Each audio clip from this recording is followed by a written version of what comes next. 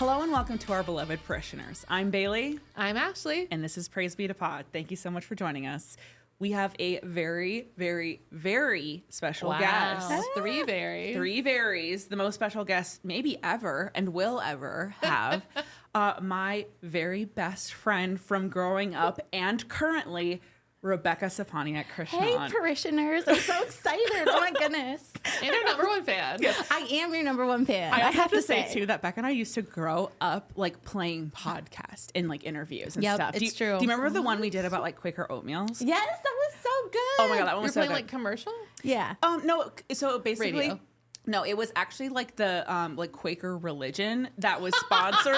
It's being true. sponsored by Quaker oatmeals, but it was like a conspiracy theory about it. Oh So my we God, were smart ladies. Quakers who It were was one also of my like quirks. I'm sorry, I interrupted you. I got to get used to this. Oh no, we interrupt each other all the time. That's part of the charm. Yes. It's hard. But no, I was really into Quakerism. I think that's the right terminology growing up. And I think I was inspired by it because on Facebook you can put your religion. Yes. So mine was Quaker. And I just ran with it, you know? Yeah, so there's definitely footage of us like pretending to be Quaker. So this is actually, I actually hadn't thought about that until this moment. This is so full circle for us. I know. Huge. Best friends. Okay, so we're going to start with our first segment, which you are familiar with because you have seen the show before. You and your daughter like to watch it. Yes, we do.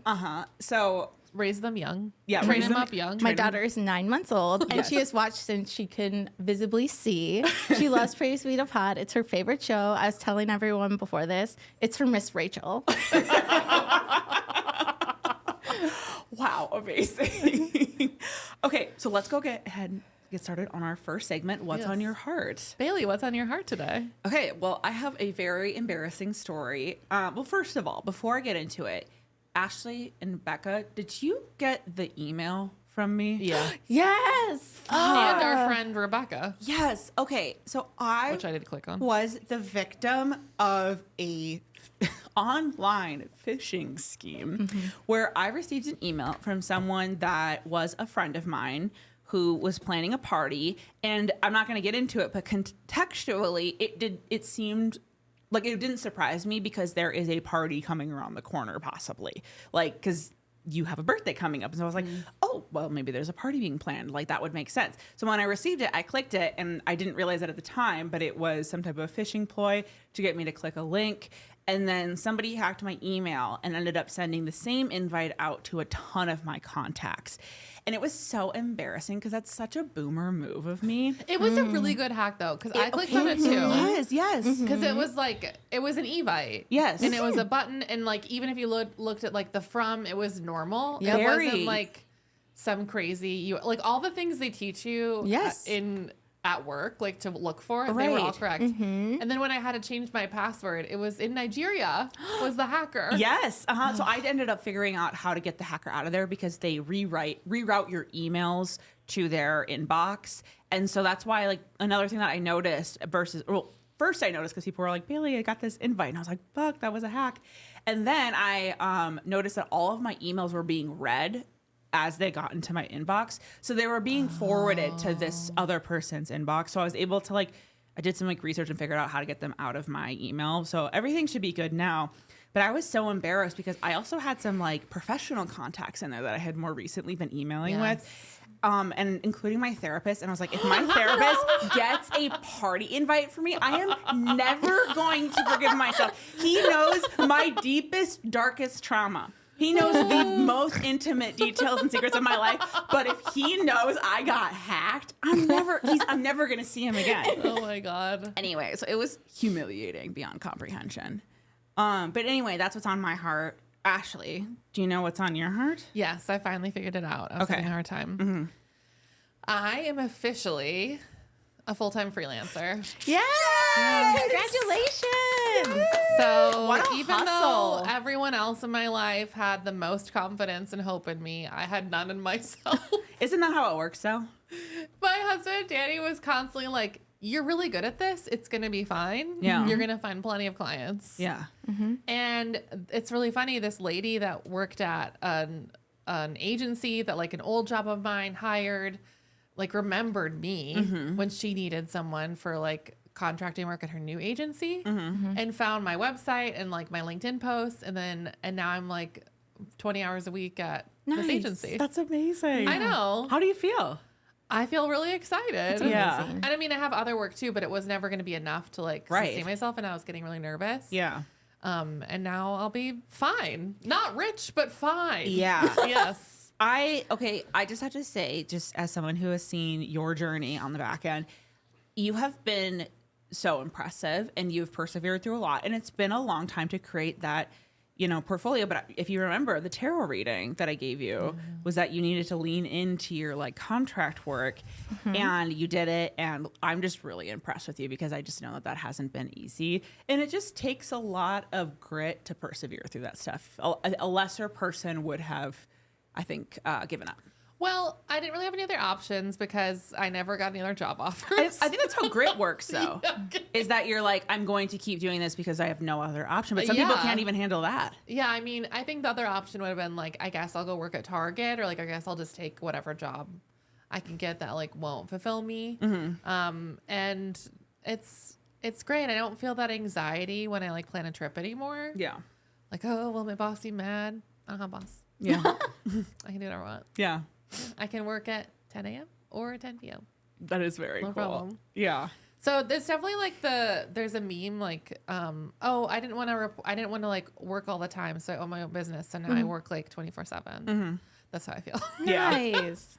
So it is like, I do feel like I'm working more, even though I'm working less hours. Yes. I'm always working. Right. But I still think it's better fit for me. Yeah. Yeah. No, that makes sense. And to be honest, like with this podcast, I feel like I have to like consolidate my free time because everything else is like, I should be working on the podcast right now. And also having a full-time job, pretty much all I do is that kind of stuff. Or if I'm not doing it, I'm like, you need to be doing that right now. And I do think if we didn't do the podcast and like do so much social media work, I don't think that I would be confident enough to run social media accounts. Because that's like kind of what I'm doing. My freelance work is designing, writing, scheduling, like all of it. And I didn't do that much before this. So. Yeah. No, it's been good.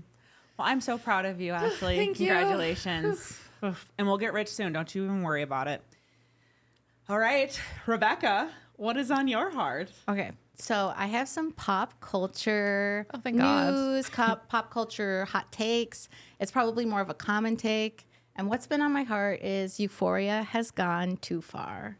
Okay. Really bad. It's season 3, and I just watched the last episode, so that would be season 3, episode 5. And I don't have to get too into it because we could do a whole episode on it, but it's gone too far in the fact that it is now basically corn with a P. Yes. If you know what I'm saying. I don't know what verbiage you guys can use here. She's actually so good because I would have just said it. And this is going to be so much better for our algorithm stuff on YouTube. Yeah. And it's really sad because I used to enjoy it. I used to look forward to Euphoria Sundays. I did too. Right? And luckily it's been replaced with Praise Be to Pod Sundays. Wow. But it's just gone too. Thanks, guys. She's really good. But shit, there is nothing she can't do. yes, except I can't finish Euphoria. It's so bad. And yeah, that's all I got to say. That's what's on my heart. It's so and bad. I'm grieving right now. The same. Because it and was like an it excellent really show. lost the they really lost the plot in general. Yes. But they lost like the grit of all the characters. Yes. And now it's just like every woman's horribly exploited. Yeah. Yes. Every single one And is. that's like now the storyline. It's a real bummer. It just makes me, I was actually just talking to somebody about it because I haven't seen any of the full episodes, but my like algorithm on social media is just constantly bombarded with it. And every time I watch a clip, I just feel a little bit more hopeless because I would like to believe that there are men or people in general out there who aren't interested in exploiting women. And whenever I see stuff like that, it just makes me feel so hopeless that I'll ever find a good guy because I'm just like, this is what they're all just secretly waiting to do once they get the chance to do it.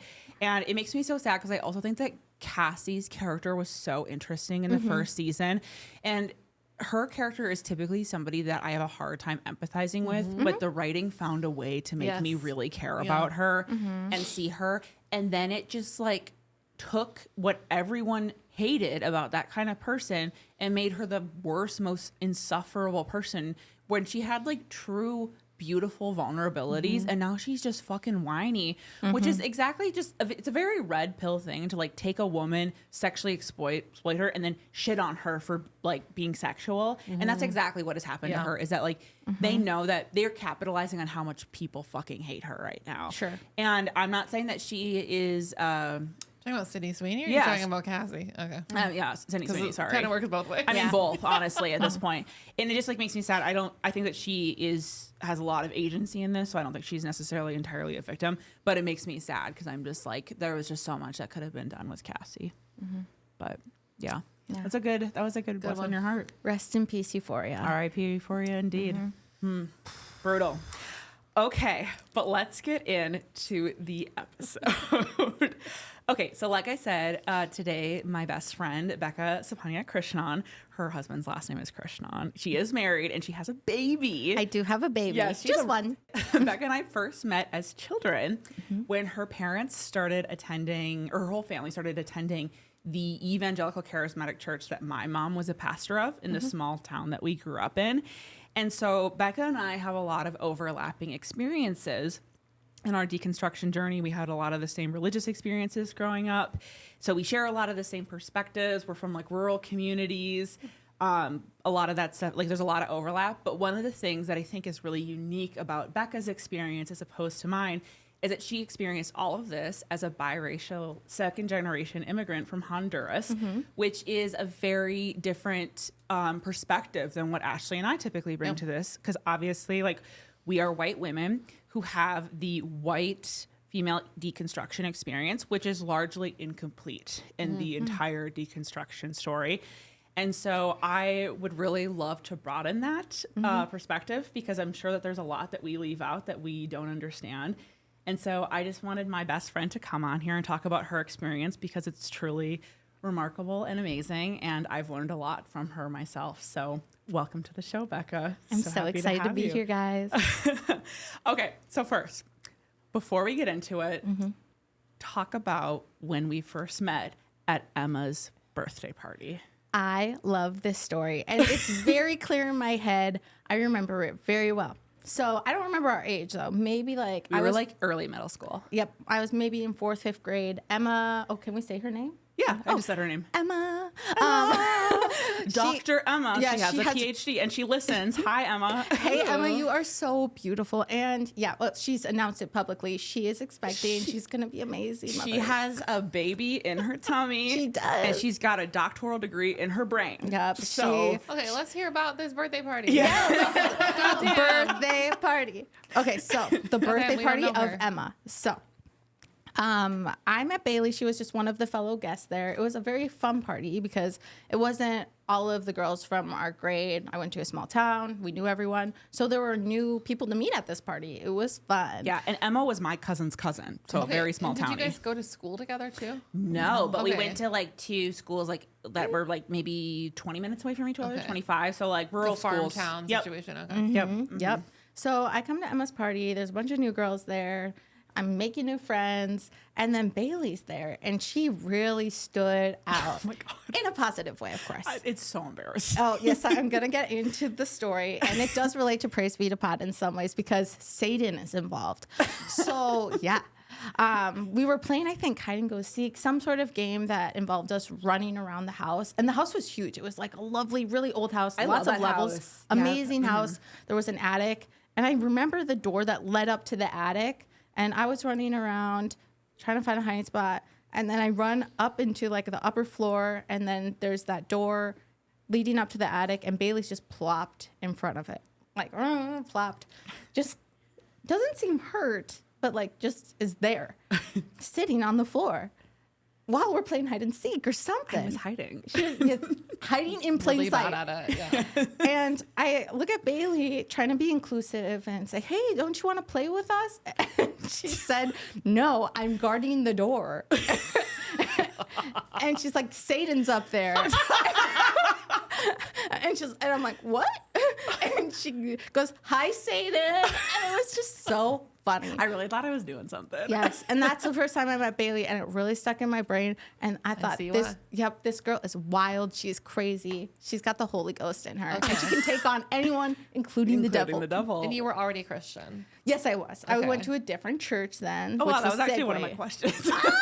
That's amazing. Oh, that's amazing. So that was the first time we had met, but then we didn't immediately hit it off as friends right there because then your family started coming to our church, and I actually didn't remember you. Yes. And you were like, "Oh, were you at Emma blank, her last name's birthday party?" And I didn't hear what you said, and I think I panicked, so I just said no. And you were like, "You were at that party." Yeah, you were guarding the door. You were guarding the door to She Satan. lied. So She that's lied. like that was a moment of contention for us for a little bit. Yeah. But anyway, we slowly but surely became best friends, and it was like so exciting. My first impression of you was that I thought you were so funny, because you like kind of like similar to the Quaker humor that we talked about. You had a lot of really funny religious humor, and I really appreciated that. And we also had a lot of fun pretending to have crushes on the boys in Yes, our youth group. it's very true. And then also like trying to embarrass the other person by like secretly telling our youth pastor like, "Hey, so and so has a crush on someone." You pastors so love the They tea. do, and they're just like, "Hey, I'm really worried about Bailee. Like, she has a really big crush on so and so." I'd be like, "I do not." But then the more I denied it, the worse it got. The bigger the lie became. Yeah, the bigger the lie became. It was so awful. So fun. But anyway, so what were kind of, so like that's how we met at your church. Yes. So what were kind of like the steps that led your family to our church? Like what is the background of your family? How did your parents meet? Like how did they get to the town or the town region that you live in? Yep. Can you talk about that a little bit? Yeah, my parents, how they met, but my mom avidly listens, so I have to be careful because she doesn't like sharing too much of the story. Because I have her on. Yes, I tried to invite her today to come. Mom, so she Mom, we loved. want you on. So my parents met in the most romantic way ever, and they're gonna love to hear that I said it that way.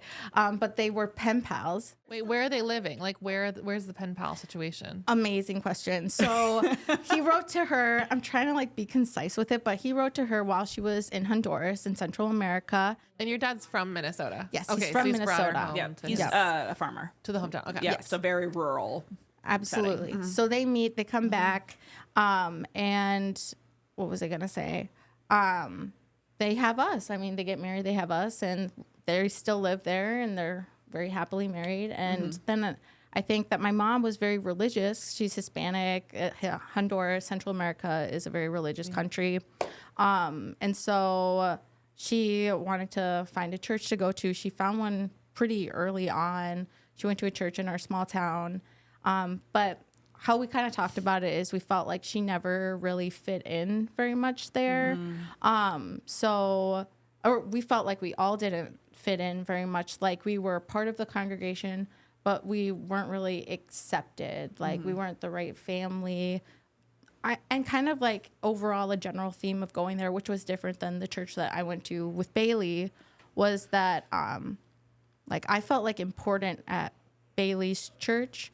There, I didn't feel important. I felt like sometimes when they were talking to us, they felt like they were doing us a favor, if that makes sense. Yeah, absolutely. Do you think it was like because of race? Was that the impression that you got, that church was not receptive to you, or was it overtly obvious? Yeah, I don't know if it was overtly obvious. I think in like the small town I grew up in, which a big part of that community was the church, I can tell that in the small town I grew up in, race was a huge judgmental factor. And that's one thing too, like thinking back on like growing up there, I have a lot of positives to say. I had a lot of fun growing up, but it's such a small town and it's primarily Caucasian. And so we were like in my grade, I was one of the few persons of color there. And, you know, an example that I was thinking back was, which kind of goes full circle, is one time in the lunchroom, I was like talking to like people that were sitting across from me, and one of the boys there was like, "Rebecca's black. I'm not black," you know? And I remember I started crying, not because I thought being called black was an insult, but because people couldn't understand my race. Right. And I thought it was really obvious. The reason I bring that up then is my niece, who's graduating high school at that same high school, said she showed some of her friends like pictures of me, like that are in the hallway. And they said, we didn't know your aunt was Black. And I find that interesting. I'm like, wow, things haven't really progressed. And those are 18-year-olds that like just don't understand race still. And that was more recently. Very recent. Yeah. Like this year. Small town. How small? Like 400 people. Wow. The size of my high school. Yes. Yeah. Yes. It was very small. Yeah. So. Well, and that like, correct me if I'm like wrong or like misspeaking or anything. That's like one of the tough things too, when you live in an environment where maybe like some of the examples of racism aren't as overt as you would hear, like when people experience like slurs or like super obvious stuff. But it's this like lack of knowing who you are and lack of interest in like getting to know you, because the dominant culture is white. That is the standard, and everything else is just othered. And, you know, obviously, like, I know what you were saying, like, you weren't saying like there's anything wrong with being Black, but it's like the fact that you can't tell the difference between me and a Black person shows that everybody who isn't white is the same, like in like a different experience. And that is like, that had to feel so lonely, if I would imagine. And like you were unknown by the people around you. Yeah. And it just felt like the things that made me different didn't matter to them, and to the extent that they couldn't even understand something quite basic. So that was definitely really tough. So that being said, it's possible that bled into like the church we had started in, because that was just a big consensus in the community I grew up in. No, it totally How makes does that more affect sense. like your self-value and worth, like growing up as a teen and a woman? Like that would be really difficult, I can assume. Yeah, it took a really long time for me to realize that I was like pretty growing up, and I felt like people didn't think I was beautiful.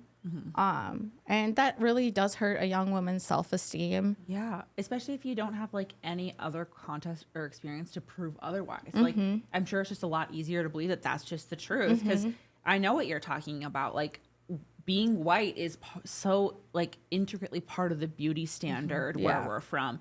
That being said, it is everywhere, but it is like uniquely potent in these like small town environments that are predominantly white. Yep, So, absolutely. Yeah, I'm so sorry that you experienced that. Thank you. You were so much hotter than those white bitches, though. I just want to clarify. I totally agree. I have to say, my self-esteem has totally taken a 180 or 360. Don't know angles, but I do know how I look. Like, I have no problems understanding this now. I know. I own a mirror now. We're good. I love that. So your family started coming to my mom's church, or the church that I grew up in, that my mom was a pastor of. Had you ever been in like a charismatic evangelical church before, like one that prayed in tongues? What was that like to experience that for the first time?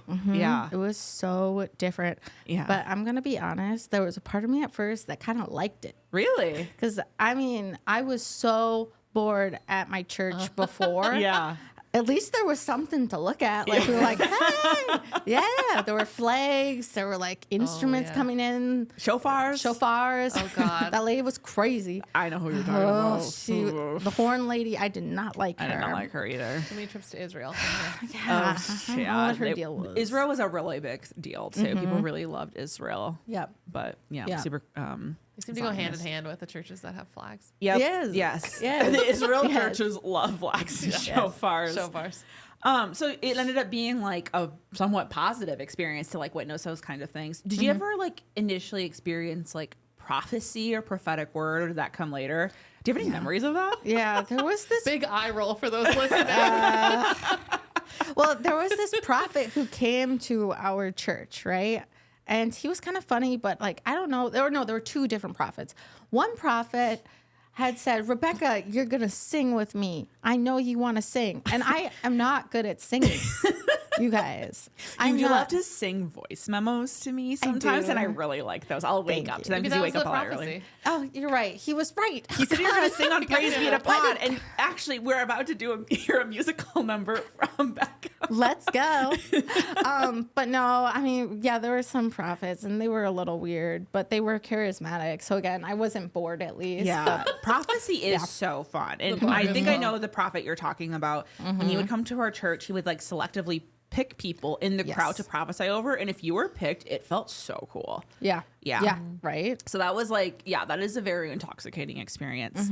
That's favorite. Would you be open to talking about some negative experiences you had? And it doesn't have to be about race, Okay. but it certainly can be too. Whatever you want to talk about. I'm going to be honest too with the racial component. There were so many things that happened, but at our church, it really didn't become noticeable until it became horrible, which was obviously the 2016 election. So, you know, we can get into that even later.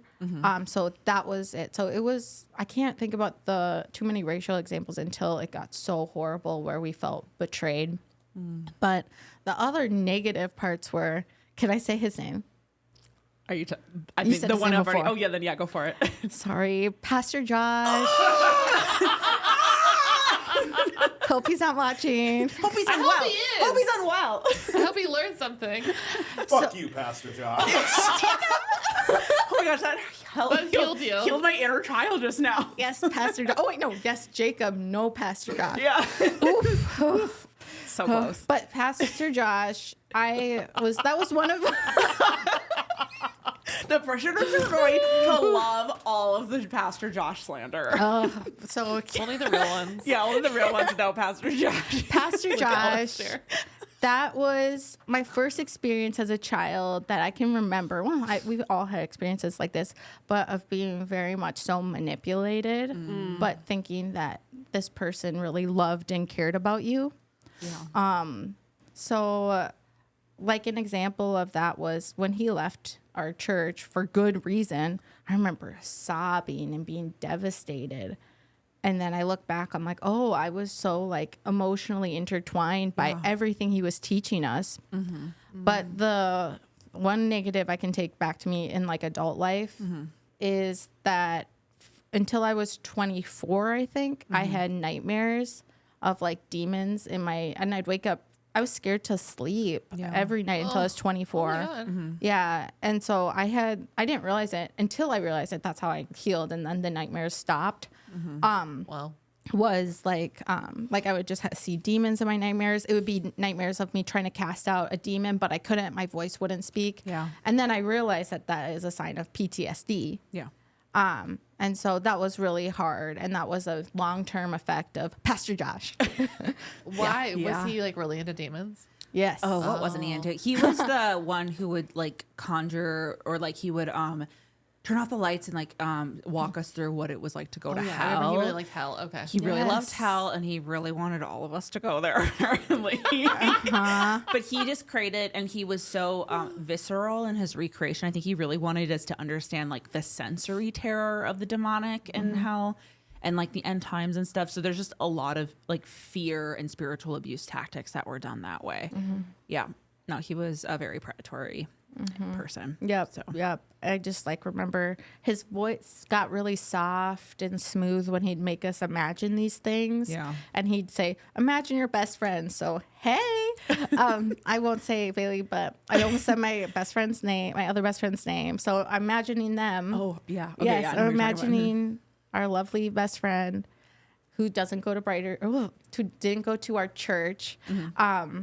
And I'm imagining her, and I have to imagine her in hell burning, saying, why didn't you save me, Rebecca? Why didn't you tell me? Why didn't you try harder? And no wonder I had nightmares. Yeah. That was scary. Yeah. Yeah. And you know that like the people are probably listening. If you didn't have this background, you're probably like, what the fuck? I mean, I had the background and I'm still like that. Yeah. But I would say the reason why people think that that is okay is because it is like short-term terror to like protect you from eternal torment. Yep. So it's like, if we can scare hell out of you, we can save you for the rest of your life. It's like how they would equate it is like, we have to teach kids to look both ways before they cross the road. Not because Right. we're trying to scare them, but because like, if we don't scare them with the reality that a car could kill them, then they could get hit by a car. Yeah. And so that's kind of the, I guess, justification that they make for it, and why like many of them really do believe that they are doing the Lord's work when they do that kind of stuff. Yeah. But at the cost of like children's psychological health. I recently Absolutely. saw a TikTok or something about someone saying, I don't think people who are religious really believe it. Because if they truly believed what they say they believe, They would be they would be ferociously trying to evangelize. insane evangelizing constantly. Yeah. They It would be like Pastor thought out- Josh. Yeah. They would all be like Pastor Josh. Yeah. No, it's so Yeah. true though. Like he actually like if you actually like consider the principles of evangelical Christianity and what they in like fundamentalist Christianity, he was actually a pretty dedicated Christian. Yep. So Very and true. like and people who weren't doing that were like lukewarm, as they would call it, which Yeah, is spitting out. literally spitting them out. Spit them out. Yeah. So yeah, no, I had that experience too, and that was really terrible. Can you talk a little bit about like some of the other things that maybe you've had to experience, like whether it's not it's in that church or in religion, like in your growing up years? Did you have like any specific experiences with like purity culture? Yeah, I or- want to hear about that one. Yeah. Okay. We'll Yeah, start my with that if question you was have because something. Bailee is like wasn't quite as affected by purity culture that most of us were because she like saved herself earlier than the rest of us Yeah. from Christianity. Yes. Yeah. Like, when did you deconstruct, or like how did that timeline go, and how Yep. did that affect you? I remember at a young age, I thought people were really obsessed with it. Yeah. And it really frustrated me that that would be all that we would talk about at youth group. So I remember just getting sick of it after a while. Yeah. You didn't buy into it. Same. Like that was kind of my thing, is that I just grew tired of it and it was kind of tacky. Yeah. And one thing to it can think of is like, maybe you guys have mentioned this story on the podcast before, but even an example of like modesty. I know modesty is hottesty, as I used to tell your mother. She loved that. She did, or I'd say, oh, too revealing. Yes. So, This was like another, like one of the jokes that Bekha would play was perform Christianity in front of my mom. I'd be like, Bailee, are you sure that that's a modest outfit that you're wearing right now? Or if I was talking about a boy, she'd be like, guard your heart, Bailee. Oh, She'd perform this in front of your mom. oh yeah. so Did funny. your mom think if she was being She genuine? figured it out, Yeah, but she it was was like, like- it was cute. Like Yeah. it was like, it was well received, but it was just like a funny little joke. Yeah. yes. So, Amazing. the story was like, I was in church one time. I think maybe I was 14 or 15, and a woman in church, and I don't think she liked me very much. She was very gossipy and lots of stuff, but she came up to me and she like went in my ear. I can still feel it, like whispered in my ear, like feel her nose on my ear. And she goes, pull up your shirt. And my shirt was not that low at all. I also was like not like overly bodacious. I don't know the word to like, you know, like Well I was, endowed. Yeah, I was not well endowed. I was just a girl. Yeah. And so Just a girl. I'm just a girl. And I remember I pulled it up. I was mortified, but I look back and even in that moment, I'm like, for one, you are not my parents. Yes. Yeah. They should be telling me that. Yeah. Because they didn't, because nothing was wrong. But two, why are you looking there? Why do you care? Yeah. And so the stuff behind like being modest and all this obsession, it really bothered me. Yes. Because I didn't like people telling me what to do when they weren't my parents. Yeah, that's so true. And I will say this too. I think that you were targeted more than me for that kind of stuff. And that can absolutely be one of the subliminal ways that race plays a part in it, is because of like the sexualization of like girls of color versus like white girls. And so like, even if our church would like never say we're racist or we think that white people are better than people of color, there are subliminal ways that those things are still like enacting white supremacy in ways that are incredibly insidious. And so there's a lot of churches out there that like, they're like, I'm like, I know that like our church in particular was like, I mean, there wasn't a lot of racial diversity just because of like where we grew up, but we had a lot of like black hymns and like black songs and stuff. And then like there's a lot of like Pentecostal influence, which is like very like from the black church originally.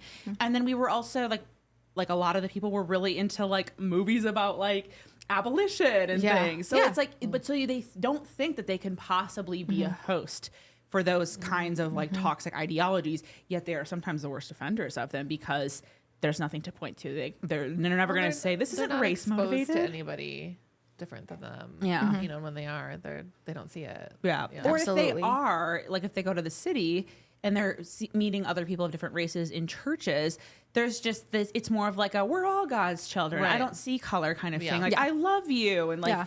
so they think that they might have even these really beautiful friendships with people of color, but they don't see them. That's very true. Yeah. I agree. Yeah. So when was the turning point where things started to kind of go downhill at church? Yeah, and that story is really sad. And it's something that, like, obviously I've processed, my family has processed to this day, but I mean, a lot of what I spoke about our church are positives. We had a lot of friends. We had a lot of fun. There were good things. Yeah, there were. And we felt like family. And, you know, I compared it to, like, obviously there was a lot wrong, but, like, we were accepted. I did not feel disregarded like I did, like, in maybe my small town community. And we felt like family. So, or the church felt like family, really. And then when 2016 comes around, the social climate, the social conversation behind the election is that Hispanics are bad. I don't know how else to say it, but that Hispanics are dirty, that they're criminals, that they're rapists. I mean, we were all there. We lived it. And those things are deeply hurtful to say and generalizations to make. And that was when, you know, I used to be a Republican. I'm no longer a Republican. Same with my family, because we saw that happening to the person that everyone was supporting. Now take it back to the church. Everyone is supporting this person who is insulting us every day and is insulting people that are members of my family, essentially. And that was when we had to take a step away from the church. But it wasn't lightly, too. I mean, there were fights that my parents got in with people. People just didn't understand why we were against Trump, why we were hurt by this. And when we left the church, you know, we left all of our friends and our family with it. And people that were formative and experience that was formative to us, it didn't matter, because they picked this person and what they said over the people that went to their congregation every Sunday. And was always there supporting, and always, you know, we had sleepovers at people's house. Like, we were family, but we weren't family enough where they could stand up with us. Right. Wow. Yeah. And, like, I think that let me know if you don't think that this is, like, an accurate perspective. I feel like a lot of times people from these environments, when they hear these negative things about, like, what illegal immigrants, as they would call them, they don't think that they're talking about you, because they're like, oh no, like, we're not talking about so-and-so because they got here illegally. But you know it's not that simple. That is just like, that is like the beginning stages of fear mongering that turns into hatred and oppression. And it's like a tactic to get to spread hate. And so I think that there's this belief where it's like, well, when we're talking about illegal immigrants, we're not talking about you, but that's not true. And so I think that a lot of times, like, there are people who are misguided and they don't know that they're turning their backs on the people that they love, who are at the intersections of a lot of the margins that are being or that are currently under attack. But, like, it's because, like, they don't fully understand, like, the implications of what they are believing. And sometimes they do. But sometimes I think that they genuinely are like, well, I'm not talking about you, so why would you be offended? Yeah, and when you, like, understand, too, like, the conditions of which my mother grew up in and how it is a dangerous country, there's been a lot of crimes that have happened to, like, individual members of my family. And of course people would want to come to America. America used to be, that was wood. America used to be great in some ways, of the fact that, like, my mom came to America. I'm now a lawyer. I have a beautiful life because she came here and sacrificed for me. All of those beautiful opportunities came to her. But of course people would want to come here. Right. Sometimes they can't. What is their route to get here? And people don't understand that, or they don't care, or they don't have empathy for why people would want a different circumstance. Right. Even though, like, we all can relate to doing whatever it takes for our family.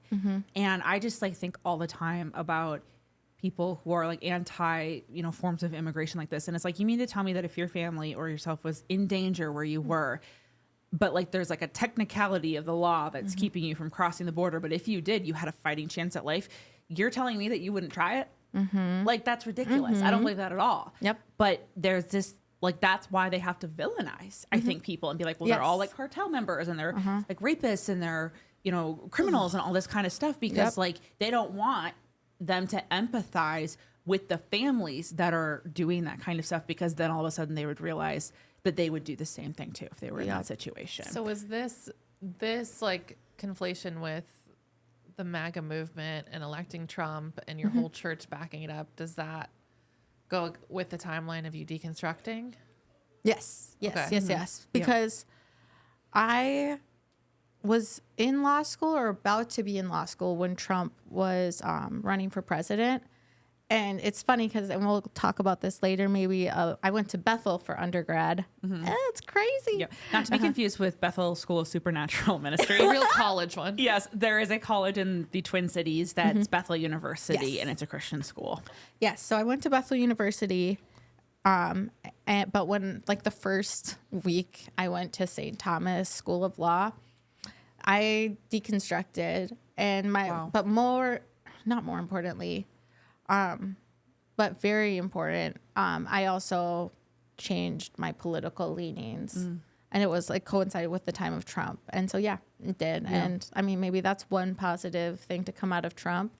No longer a Republican. Yeah. Like he's one of the most important figures in our like deconstruction is because it was so obvious now that like we had a lot of like internal like suspicions about the Republican Party being the party for Christians.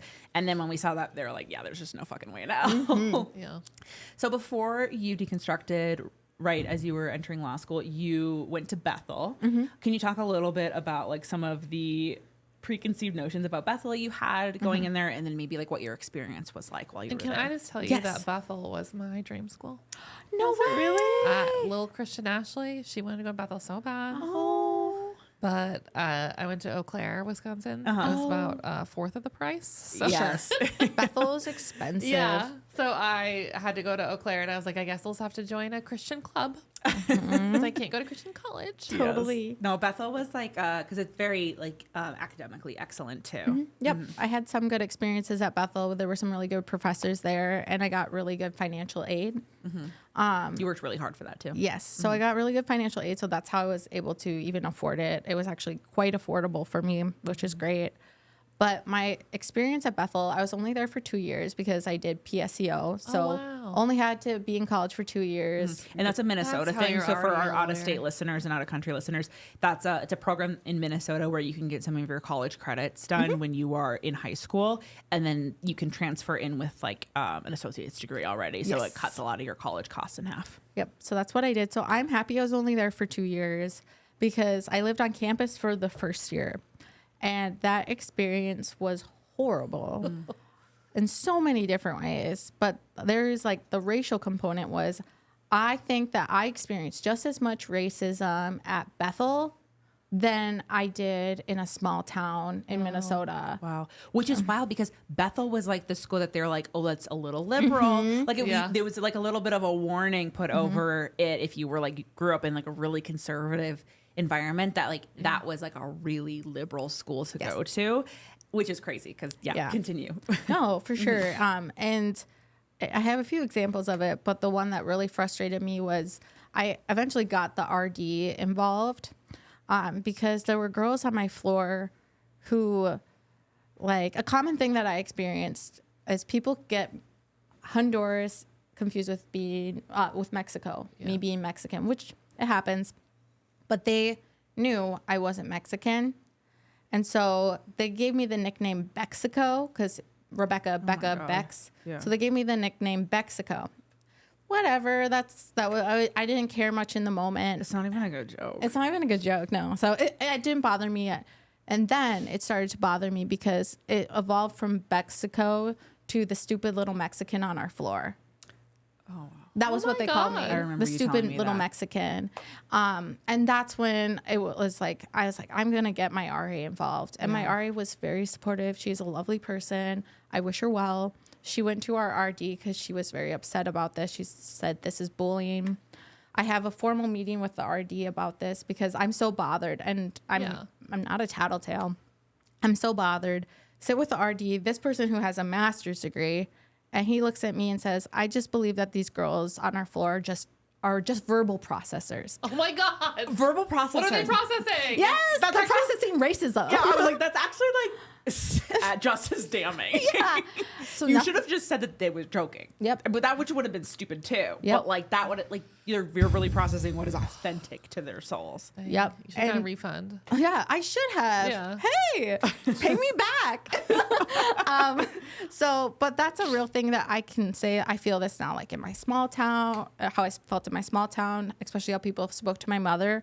They would always talk to her like she's stupid. I'm sure you're familiar with like they talk louder or Yes. Yeah. just the other. Oh, sorry, in the mic, but but also they talk louder or they say I can't understand you. They get like frustrated. I felt like people would always treat my mom like she's stupid. I felt like people would treat me like I was stupid. Yep. And so I got that at Bethel, Wow. and that was my nickname. I was stupid. Oh my So. God. But I'm not stupid. I have my JD. Yeah, you were like top I'm of very your smart. class. Yes, I'm very smart. But that was really hurtful. There's other situations, but that's the one that really sticks with me. Yeah. Another story too Well, is it's just like it's such a like sad missed opportunity. Like your freshman year, especially to Christian school, is supposed to be like a sisterhood and like this wonderful connection with other Yeah. Christian women and like friends for life. Yeah. And then they were so mean to you. I'm so sorry. I know. And Terrible. I know everything that you went to get there too. Yeah. Like being like the like first generation college student, like all the like there was just so and your mother has like emigrated from Honduras to here. Like you're like the American dream. And you're growing into this with like so much excitement Yeah. and wonder. And like I also know that like on top of that, like being from our small town, like college is not there's Yeah. not a pipeline to college necessarily. People do go to college. It's less likely. It's not a for sure thing. So I know that you overcame so much to even be there. Yes. And then to just be treated like that while you get there is so horrific. It was very discouraging. And I think about like the racism I experienced there, it was disappointing because I have more empathy for my small town, honestly. But why would I have empathy for these rich white kids? Yeah. It's so true. That were like, they grew Knew up better. in bigger schools, bigger communities. But Yeah. Who look down on a lot of small town people as Yep. being ignorant. I don't know. What I experienced was very disappointing. Yeah. I'm really sorry to hear that. What would you say to a person of color, like a young girl today that's growing up in a small town and feels isolated? Yeah, absolutely. I would say that everything gets better and better. And, you know, these may be your circumstances now. You're in a small town. You might not have the resources or the support that you need. But that doesn't mean you won't have it one day. So don't give up. Yeah. Yeah. And one thing I'm proud of myself and proud of like my family is I had like a lot of grit and support. And so I got through school and I was really supported. They supported me through college and they supported me in a lot of ways through law school. And it was all these little steps that I had to take to like make my worldview bigger and to find true, like not true love in my husband. He's great, but like find true love in like the community, in society and hope in the world. And so it will get better and just to not give up. Yeah. That's really good, Bekha. Love that. Okay. So I have some more questions then about after college. Yes. So what did you do like career wise? Career wise, it took a toll or turn. So after I graduated, I worked at Bethel for a little bit as an admissions counselor, helping with the PSEO program. And that again was a bad experience because a small story with that was they sent me to Arizona. And I was only supposed to be in Minnesota, really, because I was PSEO. It's a Minnesota program. They sent me to Arizona. And then when I was eating dinner with a donor from Bethel, he said, "Do you know why they sent you here?"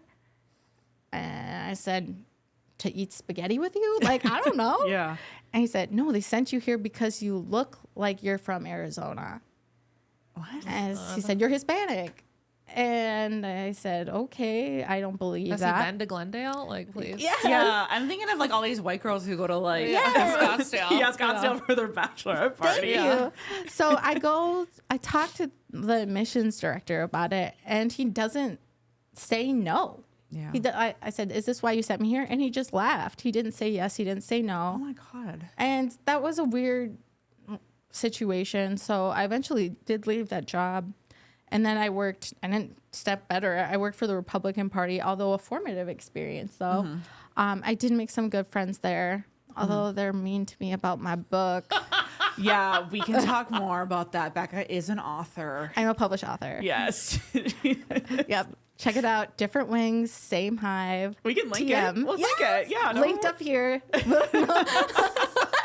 But no, so anyways, I got totally sidetracked, but I made some good friends. I worked for the Republican Party, and that same time, that's when Trump was gaining traction. I realized this was not a fit. This was not what I believed in for my own beliefs. Then I went to law school, which was an amazing experience, and passed the bar. Now I'm an attorney, and it's been a really fun, journey, and I'm proud of the progress I've made. It's an amazing journey. Yes. So this is really interesting too, because I ended up working at the Senate for the DFL, which, if you're not in Minnesota, that is our Democratic Party. Not long after you were there, and something that I really noticed that I wanted to talk about as well, mostly because I know that a lot of our audience, because with the nature of deconstruction, a lot of people end up becoming more liberal or progressive after deconstruction. And so I think that sometimes that there is this like false idea that racism is solved when you become liberal, or that, when you deconstruct, that you are also deconstructing patriarchy inherently, and all these things that you the things that we hate so much about like being religious and conservative. And one of the things I really noticed was that a lot of the people that I worked with at the DFL who knew that you and I were really good friends would always be like, why are you friends with her? Isn't she a Republican? And they would just like act like she was such a odd like case study of like, how could a person of color be a Republican? And like just like all this confusion, like disregarding the fact that like Bekha is from like a small rural town and from a very religious background, and you are like Honduran, but you're also like, your father is white and is a farmer, and there's an intersection of so much like culture. But honestly, thinking that every person of color is a Democrat or is liberal is also like a form of racism, because it's attributing them to a monolith, and it's robbing them of their complexity and agency. And even though like, you and I did have different political opinions for a while, like it was so frustrating to hear that, because I'm just like, well, you don't know her. You don't know anything about her background. And I just remember like hearing that, and it's one of the things that is really important, I think, in like the deconstruction story, is that like it is like a lot of deconstruction spaces are really white. And they're told through a white lens, and so is liberalism too. Like white liberalism is very much so a thing, but it's not the whole story, and it's harmfully incomplete. And so I don't know, that was just something that really like kind of like surprised me, was seeing that type of like racism in the Democratic Party. It was really weird, even though, and sometimes it was like done by the people who are like literally some of the slimiest fucking people I've ever met. A few of them are coming to my mind right now that would be like, why are you friends with her? And I'm like, you are literally the creepiest motherfucker I've ever met in my life, but you voted for Obama, so now you get a free pass of being a predator. Like, fuck you. Absolutely. You know what I'm talking about. I feel like people assume other things about you. I'm trying to think. Well, one thing that is like complex to it is like, I am not Spanish speaking, and I'm half Hispanic. So this is something that would happen in the Republican Party, and it happens in life, is they say she's not really Hispanic. And that's so hurtful to hear, because the struggles that I've went through growing up that I don't really talk about, you just judge me by those characteristics. And then I remember that happened like in the Republican Party. People would say, well, Rebecca's not really Hispanic. She's so white. And it's like, you don't know that. You don't know what I've been through, or the unique experiences I've had, or, you don't know what it's like if you're a white person. Like, you don't know what it's like to see racism, like being brought on your mom, or people being cruel to them. And to have that was always there, you know, it didn't just happen one day. It was always there. Basically, they wanted you to perform being Hispanic to them, which is just so dehumanizing. Yes. And I remember my roommate from college, Bailee knows her, but my roommate from college, like, she went to Bethel, and she's crazy. But I was like actually going to talk about it. I was like, I wonder if she's going to bring her up, because I have some things to say about that too, if you want to talk about it. Yes. So when the George Floyd, everything was happening in Minneapolis, she started telling her friends, I don't know why she was getting mad at me about it, but she started telling her friends that she didn't see me as a person of color. I'm not one. How can you make that judgment of me? This is someone who thought they were like really liberal and anti-racist. Yes, very liberal at the time. Yeah. And I remember she actually talked to me about it one time. Where she was like, I just feel like Bekha needs to be doing more for like anti-racist work, and she's just not doing a lot. And I was just like, yeah, we're not going to be telling women of color how to be more anti-racist. Like, I'm going to shut that down right there. Yeah. Yeah. That was fucking wild. We're going to wrap up here. Okay. And I'm going to ask you one or two closing questions. So, what do you wish somebody from your background who maybe loved you, and maybe people from your like religious background or small maybe love you but didn't fully see you in your full identity, what's something they wish that you wish that they knew about you or understood? The biggest thing that comes to mind is, which is just idealistic, but I just wish that they would see the light when it comes to the hurt that supporting Trump and rejecting us and not standing up for us that caused in the moment, and how, you know, that caused hurt to me, that will cause hurt to other people. And that I wish that they would say that they were sorry. Yeah. I wish they would see the light. Yeah. Because it's a complex issue too, because some of those people are lovely people in the ways that they have beautiful hearts. And it's so hard for people who didn't grow up with them to understand how like amazing their love was when it was right. Very kind people, but then they support very unkind things. And I don't even know them anymore. Yeah. And I grieve that version of them that I thought I knew and that I believe is still true. But I just wish that they would see the light and say that they're sorry. Yeah, that makes sense. All right, and then I do have one final question too. And this is something I wanted to wait toward the end because I didn't want to get into it too much because I was thinking about it a lot while I was preparing this outline, but I wanted to make sure that I didn't center myself in it.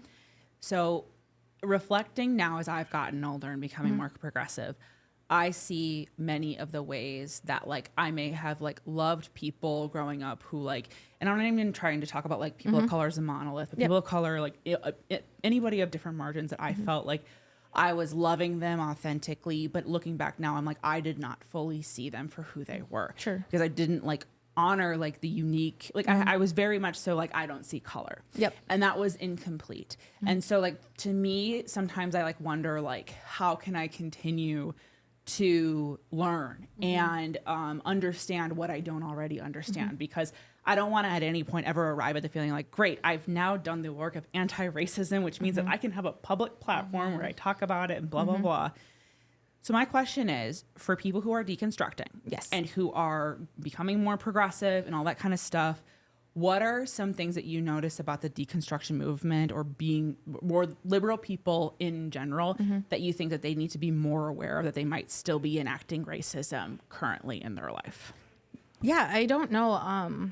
In the fact that we kind of talked about like, oh, there'll be a lot of liberal people in a room. I felt like sometimes when I'm in a room with a lot of progressive people, I get that same exact feeling. You know how I said I was really disregarded in my hometown? Yeah. I get that same feeling. Really? Can you pinpoint why, or is it just like a feeling? I don't know. It's still just as valid if it's just a feeling. I'm just curious. No, I don't know. I think that they don't think that I've been through a lot. I don't think that they see the experience that I have. Because maybe, and so now this is just a theory, so I don't know the answer. Maybe when you have the right views and you're supporting the right things, you can't really look into the details and see the people in front of you.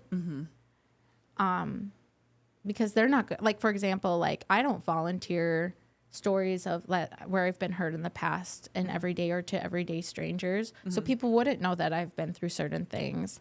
But I still have. And when people make assumptions that I haven't, I'll feel disregarded. And I feel like they know more. I feel like they think they know more about it than I do. Yeah. I could totally see that, actually. Well, I really appreciate you sharing that. Ashley, do you have any final comments? Thank you so much. This was amazing. This was so great. This was really great. I really appreciate you coming on I can't wait to here. have your mom on. Yes. And your baby. Yes, they're going to be amazing guests. This was amazing. Praise be to pod. Praise be to God. Yes, and I just wanted Thank you so much She's for coming good. on. I love you so much. It really means a lot to like have you sitting here reenacting the Quaker Yes. podcast and interview from earlier. It's amazing. You are my best friend, and I just love you so much. Love you guys so much too. Yay. All right. Blessed are the listeners, for they know that friends who deconstruct together stay together. Amazing. Find us at Praise Be to Pod on the web and Praise Be to Pod on Instagram, TikTok, hard. Threads, and YouTube. It is finished. Goodbye. Bye-bye.